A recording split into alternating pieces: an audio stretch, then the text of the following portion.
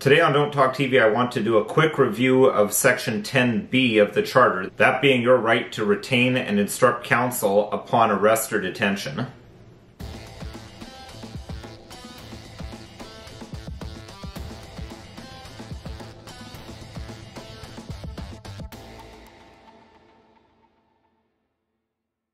Hello, my name's Nicholas Wansbutter. I'm a lawyer in Stratford, Ontario, Canada, and welcome to Don't Talk TV.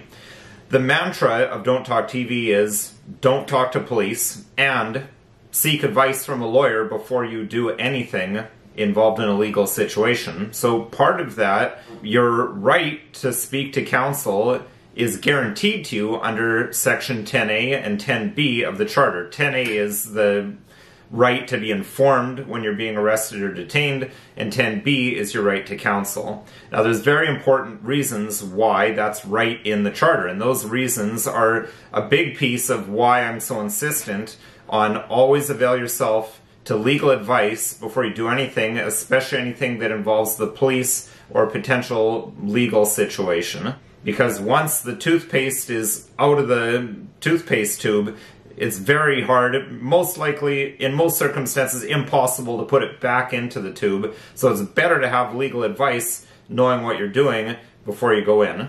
So first, let's take a look at Section 10B of the Charter. We'll talk a bit about what it does and what it doesn't do. So here is the text of Section 10B of the Charter.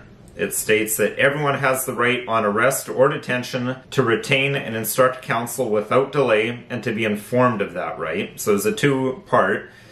The police have to inform you, so that's the information part of this right, and then the implementation, they have to facilitate your ability to speak to counsel.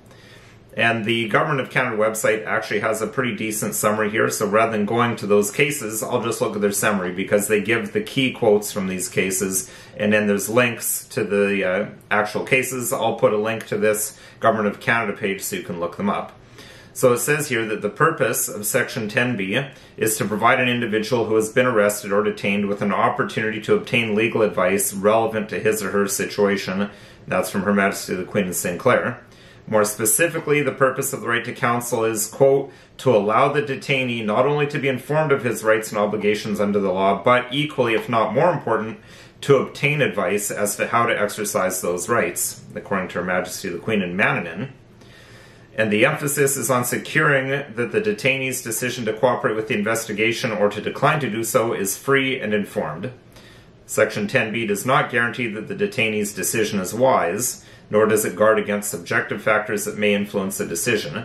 Rather, it aims to give detainees the opportunity to access legal advice relevant to that choice.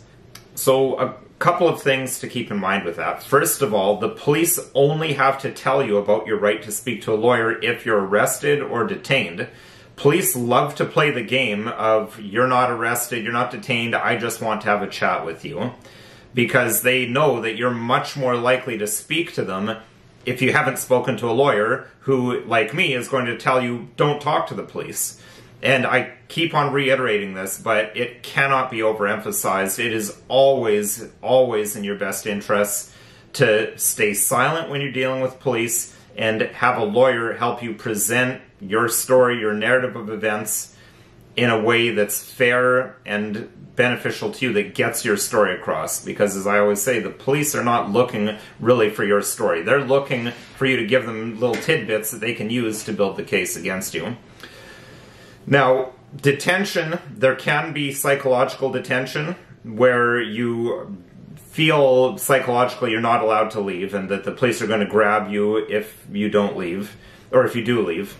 That one's always playing with a bit of fire to try relying on that, and police like to rely on that. They like to say, oh no, they weren't detained, totally ignoring the fact that when you've got a guy in a black uniform with a bulletproof vest and a gun and a taser on him, you're probably going to be intimidated into speaking with them, regardless of whether you're formally detained or not. There's a bunch of factors that go into that. It's always difficult. That's why it's better to just never speak to the police anyway, because you never really know whether they're investigating you or not. Then there are detentions where they actually tell you you're detained. Investigative detentions, there is case law from the Supreme Court saying they're supposed to warn you that you're under investigation and what you say can be used against you. Obviously, if you're under arrest, then there's no question. You're in handcuffs, you're being taken to the police station. Careful attention should be paid to the exact wording. It's to retain and instruct counsel. Not to have counsel present with you. A lot of people see television shows where based in the United States or based in the United Kingdom where they see legal counsel right in the room with the accused person. That does not happen in Canada, and I think that's something important for people to know. Police will only do what they're required to do. So since they are not required to allow counsel into the room, they will never allow counsel into the room with you. So sometimes clients ask me that, and I always have to tell them, like, really, there's no point you paying me to come down to the police station because they won't let me into the room, and I'm not doing any good for you standing out in the hallway, so it's not really worth paying me to do that. Now, that said, my advice, again, is always take advantage of that right. When police tell you that you have that right and then they have to facilitate you speaking to counsel, take advantage of it. Speak to a lawyer. Even if you can't speak to the lawyer of choice, speak to duty counsel. Legal Aid Ontario and all other provinces, their equivalent, have 24-hour per day on-call lawyers to take calls and give summary advice. So at least speak with them and listen to what the lawyer tells you.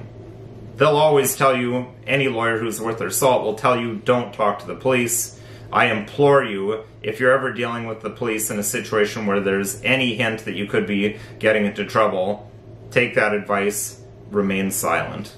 So this video itself is not legal advice. If you need legal advice, call a lawyer. You can call another lawyer or myself. My phone number and website are listed below. There's topics you'd like to see me cover on this channel, please send an email to the email address listed below or leave a comment in the comment section. And if you found this video at all interesting, helpful, or informative, please consider liking, sharing, subscribing, and following us on social media.